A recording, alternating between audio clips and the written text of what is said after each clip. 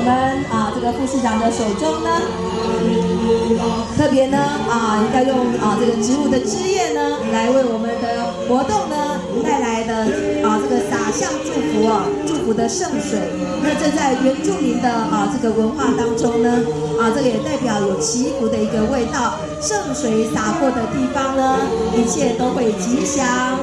这个一切都会太平，那么一切都会非常的顺利、圆满如意。所以我们要请我们的李副市长呢，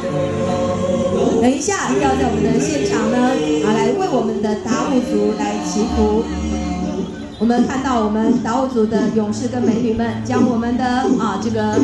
达悟族的拼板舟迎向我们的中央舞台。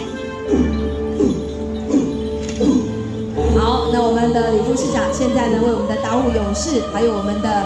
这个代表着也即将要出航的我们的拼板舟呢，即将要猎捕飞鱼的拼板舟，来为我们洒上圣水，代表这个祈福的一个味道。圣水所及之处，一切都会平安，一切都会吉祥，一切都会圆满。这也象征祝福我们嘉义市呢，一切都能够圆满、吉祥、顺利、成功。那我们接下来邀请我们的李副市长来为我们嘉义市来为我们各族群说几句祝福的话。我们祝福各位达悟勇士，今年的渔人季大有收获，捕获非常多的飞鱼。掌声鼓励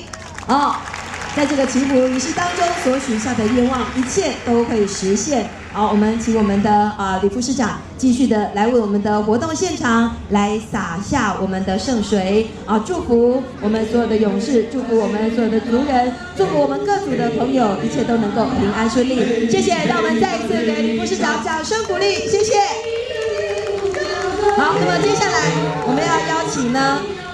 我们请副市长留步，副市长请留在我们的中央舞台，那让我们。